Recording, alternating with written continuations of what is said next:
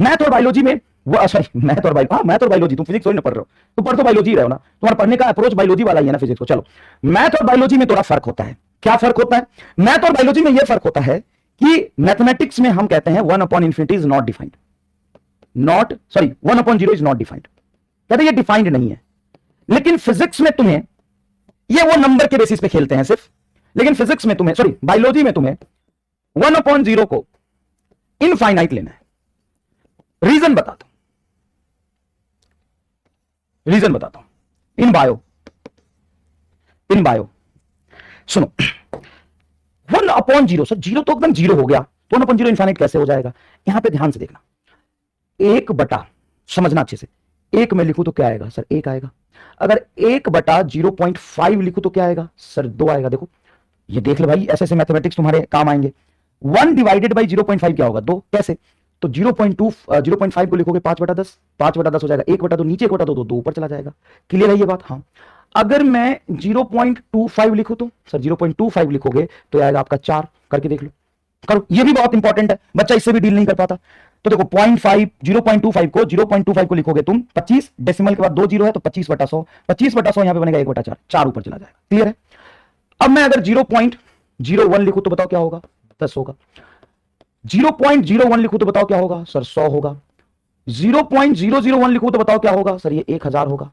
अब यहां पे एक चीज समझना,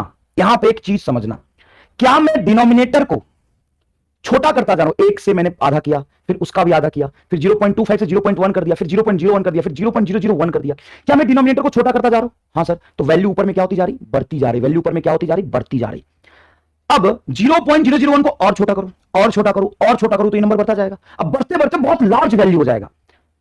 लार्ज वैल्यू किसके कंपेयर में? इस 1 के कंपेयर में। तो 1/0 का मतलब लार्ज नंबर होगा, लार्ज मैग्नीट्यूड आएगा, लार्ज। बट लार्ज तो कंपेरेबल होता है किसी न किसी के कंपेयर में। हाँ, 1 के कंपेयर में लार्ज वैल्यू, 1 के कंपेयर में लार्ज वैल्यू। बस ये तुम्हें याद रखना। अब मुझे बताओ इस चीज का पूरा फील आया कि नहीं आया?